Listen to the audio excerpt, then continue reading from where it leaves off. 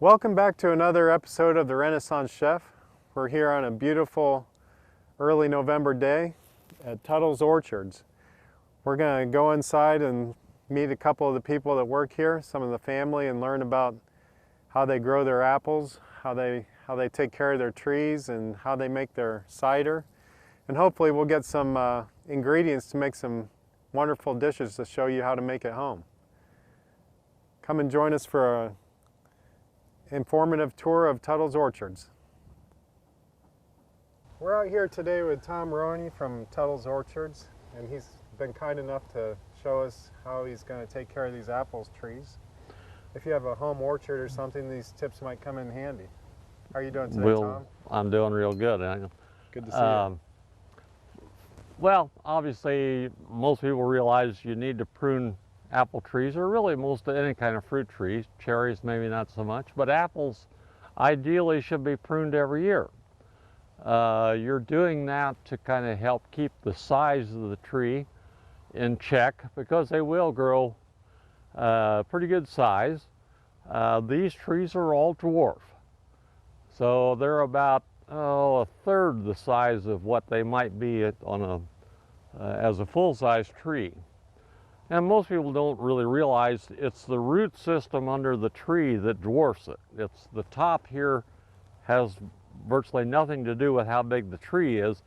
It's the root stock, we call it, that's underneath the tree. All fruit trees are grafted, so you find the variety you want, you graft it on the root stock you want, which will produce the size tree that you want. Oh, interesting. So these are all on Malling 9 or Malling 7, which doesn't mean anything to anybody. But Malling comes from the East Malling Research Station in England. And that's where folks there, researchers, realized there was something going on with the roots and started to catalog different ones and what effect they had on the tree size. So most of if you're going to buy trees today at the Walmart, or you go to a nursery or whatever, they'll be dwarfed, and usually they're about like these or maybe a little bigger, what you might call a semi-dwarf. So they'll get 12, 15 feet tall, something like that usually. But even then, you need to prune them for one thing, just to keep them kind of in check, not get too high, so that you really, if you have to get up on a ladder, then that's kind of a deterrent. It's not necessarily safe if you don't do this all the time and have the right equipment. So it helps to keep them in check. You also want to kind of keep them in on the sides, and part of the reason for that is each year this limb is going to continue to grow out here. Okay. And this year it's grown about looks like from about here out. Now, it hadn't grown a lot here, but some of these limbs that are going straight up, whack one off here just to look at.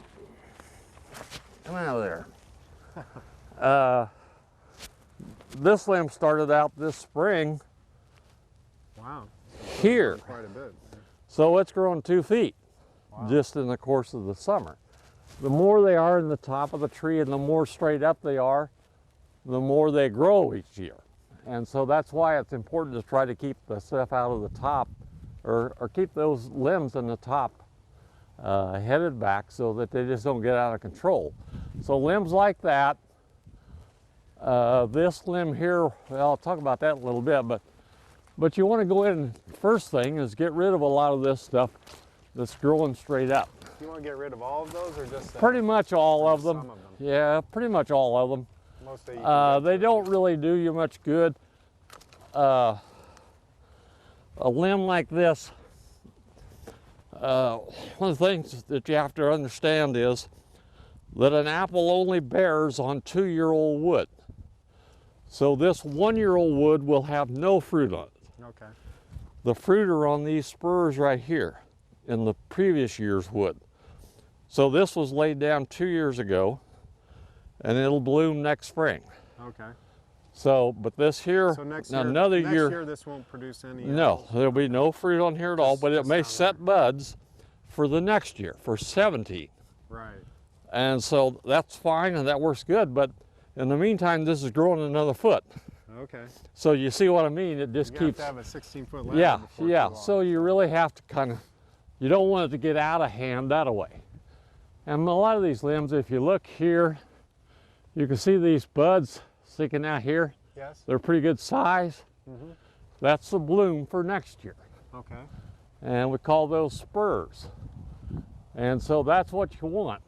Again, there's nothing up here, but below that, you see all the spurs on there. So that's what you're after, is to get that. Now you can go in and cut that off like that, and that's fine, but you're really kind of counterproductive because the tree wants to replace that wood. And that's one of the things that you have to deal with when you're pruning a tree. It's not like you can go out and prune it and then it's going to stay like that, because the tree keeps trying to grow back everything you cut off, because the root system is there to support whatever was there. Okay. So now the root system overpowers the top, and so it tries to grow all that wood back. So that's part of the whole system here of pruning, is you have to keep coming back and keep the top in check, and the roots are going to continue to try to grow that wood back. Okay. Now it's not altogether bad, because what it does, you've got new wood coming out here, especially these limbs that are more horizontal, and they've got buds on them, and you can prune this limb back, it'll stiffen up, but it's going to be very productive. The ones, like I say, the more vertical they are, the less productive they are. Okay. So you're trying to get a lot of stuff out of the top. Limbs like this, typically I'll take out, because if you just look at it, it's a very strong growing limb compared to a lot of the other stuff. So again, it tends to overshadow everything else. So we've cut that back, and then these limbs here will have a better chance, and you've got it brought back in and compact again to just keep it in check. How much light they get? Yeah, well, So you you really open want, it up. that's again, part of the reason why you take all this stuff out of the top as much as you It's going to shade can. everything else. It shades everything else. Right. And the fruit buds are much stronger out here where they get sunlight. Fruit buds down in here won't amount to much at all, because they don't have enough sunlight. So that's another side of the pruning thing, is you want to get the tree opened up so that sunlight can get in here to all these fruit buds down here. And these trees are what we'd call a spur type tree, but there's literally thousands of buds on here at this point. Every one of these little spurs out here potentially have 5 blooms on them. Okay. So there's a huge potential there. You don't need nearly all that. So again, you can kind of prune it, and you can do some thinning just simply by pruning the tree. What time of year do you do your pruning? Ideally, if you could prune your orchard really about the 1st of March would be good, because then they've gotten through the real cold weather of the winter, and so they're not in danger of really getting frozen real cold. Whenever you prune a tree, it loses a little bit of hardiness. It's a little bit of a shock to the tree. So for a week or so, it really won't take quite as much cold. So if you do it in the middle of wintertime and then the temperature drops, you can really lose a lot of fruit buds and do some damage to the tree. Like stressing the tree out. Stresses the tree. So the later you can go, ideally that's the best. Okay. Now for us, with a few thousand apple trees, we can't prune them all in that short a time. So we'll probably start out here in another 2 or 3 weeks. How many people do you have pruning all these trees? We've got about 3 to 4 people And how long does that it work take to out do them all? basically all winter, and we usually never get done. So you work on it all through the winter? Yeah, whenever the weather's fit that you can stand to be out here and How many Work hours a out. day do you usually come? oh, they're working 8 hours a day. Okay. But we've got pneumatic loppers that are air powered. We've also got hydraulic tools, so that greatly improves it. It's really hard on your shoulders and whatever if you're out here doing this or If you drive pulling the past saw. if you drive past here, you see how many trees you have. It Yeah. seems like an unbelievable. Well, there's 2,400 of them in this block alone. 2,400. Okay. And there's 1,200 over there, and there's a new block back here that I think is it's closer to 3,000 or 4,000. But they're very small, so they're fairly easy to get over. But That's a lot it of takes, trees. yeah, it takes a lot of work to do it, and that's one other reason why you want a dwarf apple tree or a fruit tree. It's just easier to get to it. So if you have an And to maintain orchard it. with overgrown trees like I have, what would you recommend? I recommend you go down and buy you a new tree and just cut that other one off. Is there a lifetime expectancy of how much they'll? Oh, an apple tree will live to be 100 years old. As long as you keep on top of it. As long as you keep on top. Usually, there are a few things that can really be detrimental to a tree. Fire blight, which is a bacterial disease that comes actually through the blooms. And certain varieties that are really susceptible, it can kill a tree because it just goes down through the wood and just plugs it up and the tree is done.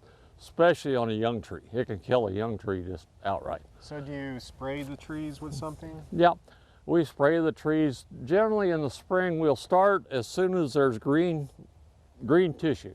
The leaves are the size of your little fingernail, then we start spraying. Okay. And then we will spray generally at least, well, a lot of times every week or 10 days. It depends all on the weather at that point. Because the warmer it is, the weather really warms up and so on in the spring like that, they really move. And the thing that most people don't really think about is that you spray this here limb and it's got these little leaves on it. You come back a week later, there's leaves there that weren't there the week before. So most of the sprays that we put on in the spring are for diseases. And the only way they work is they protect the leaf. They don't eradicate the disease, they protect the leaf from being infected. Oh, okay. So you have to have something on that leaf so that the disease spores don't land on there and germinate and cause your problem. So even though it may not even rain, in a week's time you can double the amount of foliage on the tree. So you have to be continually working at it and spraying it to keep that protective coat on there in the spring. Now for the home orchardist, what would you recommend for sprays?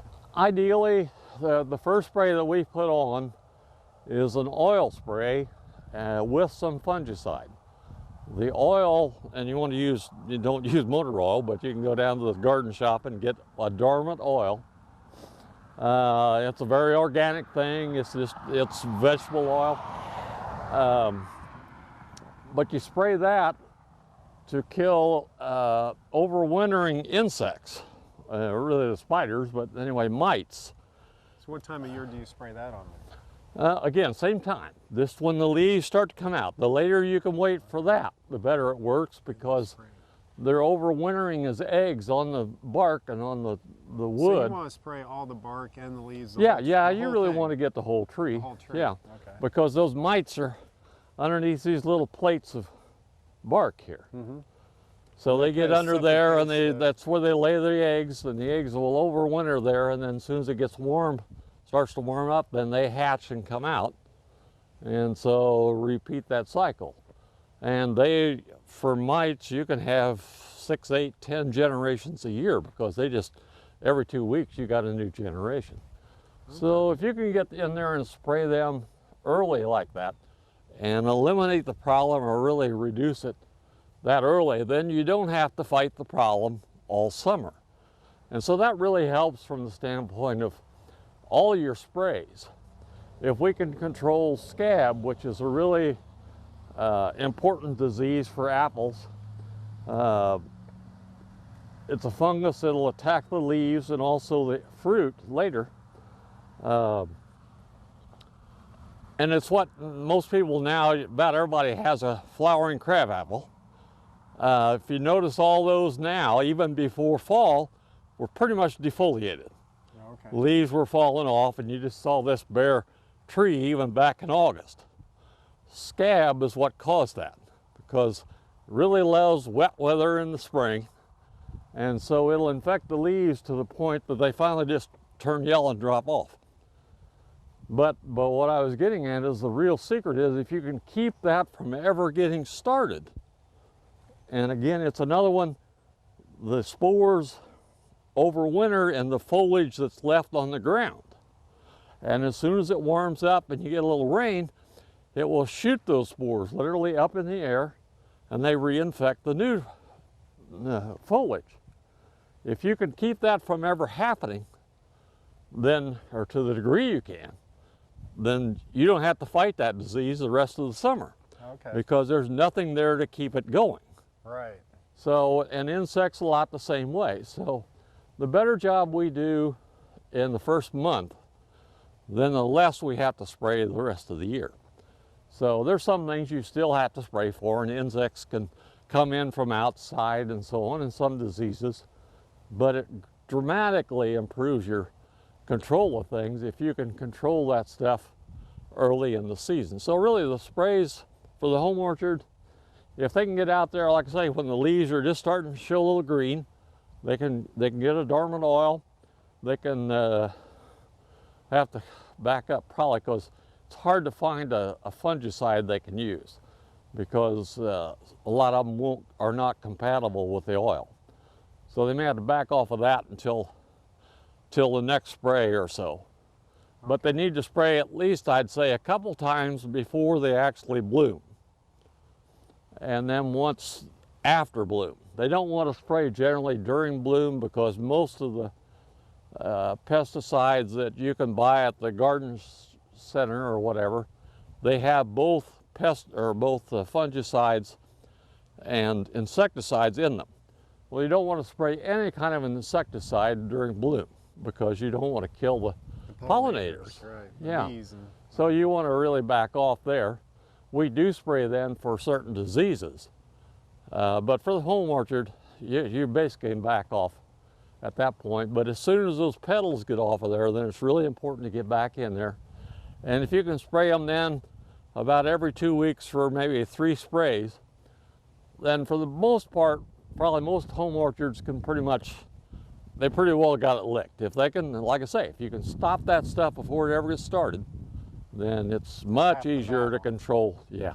Well, we can see that there's a lot more work than people realize. Oh, there is. Yeah, the apples to it's us. a year-round enterprise. I mean, you have to be out here working at I always thought virtually during the year-round. winter you guys kicked back. No, not really.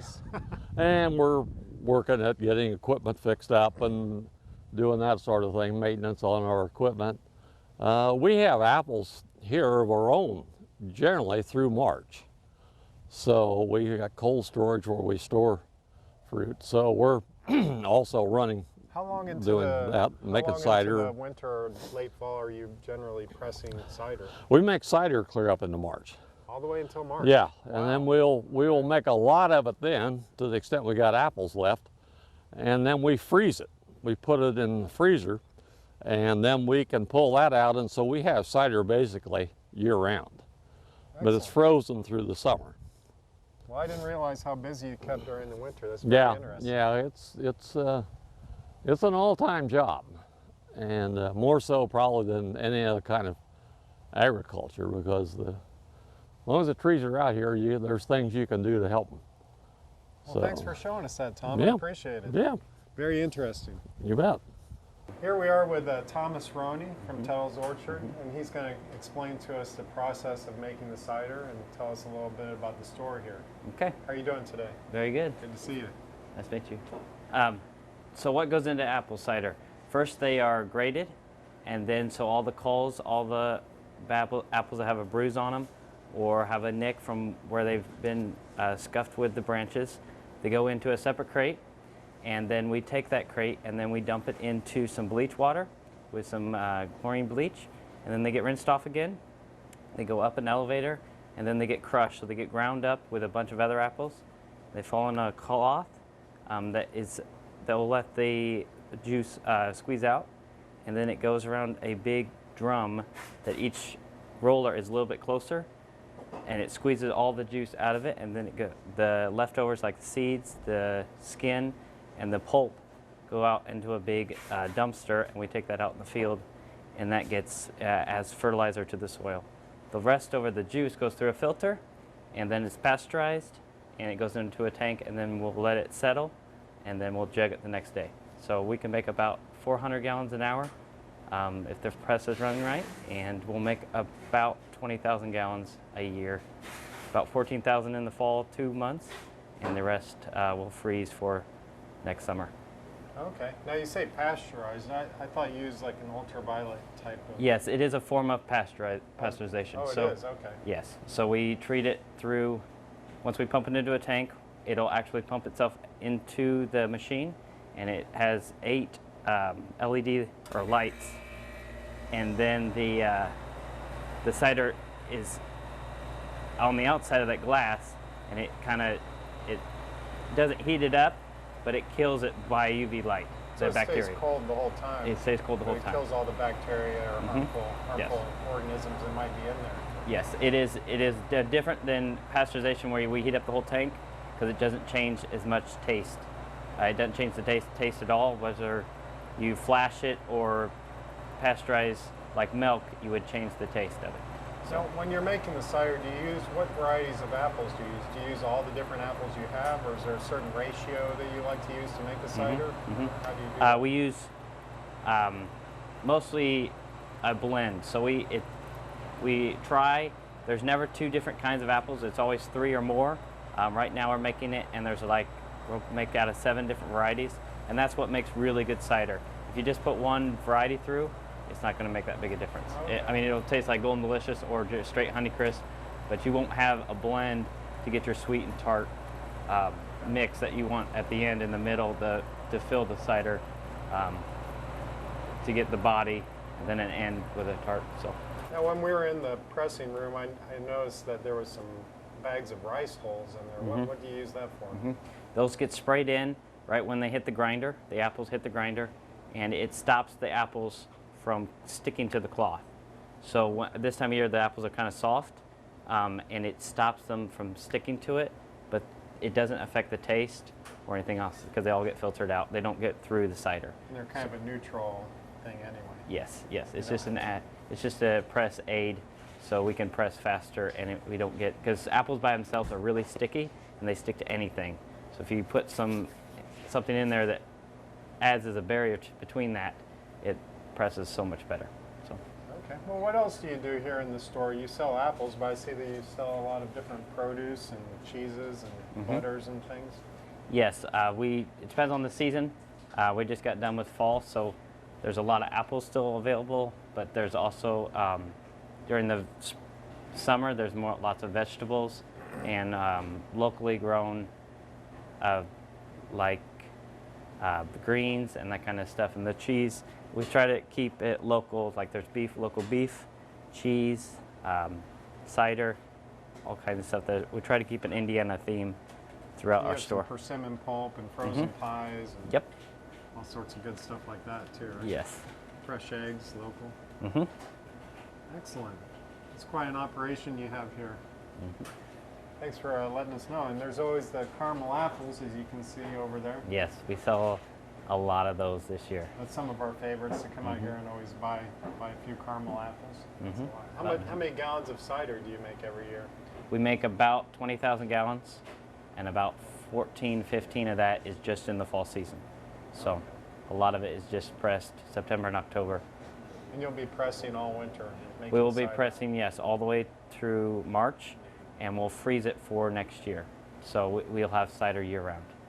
Okay. Well, thanks for showing me around. I appreciate it. Thank you. No problem. Well, Now you have made some of your own varieties, right? we have one variety that is a patented variety. It was a chance, I guess, that's a term we use. New varieties are basically produced a couple of ways. And in this case, for the Stamen wine sap, which, let's see, they're over here, I think. And this is a tart late fall wine sap apple. So this is your patented This is a patented variety. variety. It's called Stamen Wine Sap Tuttle Strain. They're beautiful apples. They are good. Sure, Yeah, yeah. they're nice apples. Nice looking apples. But it was a chance. Grandpa thought probably what it was is it either come up off the root of the tree that was there, or else it came back in the 30s. They didn't have much money, so they would go around and dig up trees, sprouts and whatever, and replant them and graft them because they couldn't afford to buy new trees. So it's something like that. But anyway, it wasn't intentional, in other words. It just came up. We had one tree. And my dad was always a big fan. Well, we all worked at it and still do. But we show apples at the state fair. So he realized or noticed year after year there was this one tree that got red a lot earlier. For wine saps, they don't ripen until late October. And so when you're doing the fair at Labor Day weekend, they look pretty sad. A wine sap, they're pretty much all green and they're not very big and they got a long ways to go. But he noticed that every year those were redder. So he sent some budwood, which took off at this time of year, took some limbs off, and that's where you get the buds to make the new trees, and sent it to Starks Brothers Nursery in Louisiana, Missouri, right on the river, close to Hannibal, the oldest nursery commercial in the United States. And so they took that, grafted it on some rootstock there just to grow it out and see what it did. And so it was probably 7 or 8 years. They came back to us and said, you still got that tree? Yeah, we still got that tree. Well, we think we want to commercialize it. And so we would like to start the paperwork to get it patented. The only one that can patent it is the originator. So wherever it came from. So the patent is in my grandfather's name. So, and that's where the Tuttle part comes in the name of it. So if you look it up in the catalog, that's what it says. Well, Eden, I'd like to have you take these back. This is Stamen Wine Sap. This is the variety that we have patented. It actually has our name on it. But they're a really good apple. They're late fall apple, but they'll make good pie or whatever. So hopefully you can make something really nice out of these. All right. I can't wait to get in the kitchen and experiment with these. Thanks a lot for showing us around today. You're more than welcome. I Come back really anytime, Ian. learned a lot about the apple business today and how much hard work and effort you guys put into it. There's a lot more to it than what you don't just go out and plant a tree, go out and pick apples, and that's it. There's quite a bit to it. Well, thanks for your time. I appreciate it. You bet. Thank you right. for coming. No problem. Well, that concludes another episode of the Renaissance Chef. We got some nice apples here to work with, and hopefully we'll see you next week when we show you a few recipes that we're going to make with these apples. And as always, we'll see you at Carnegie's. Thanks.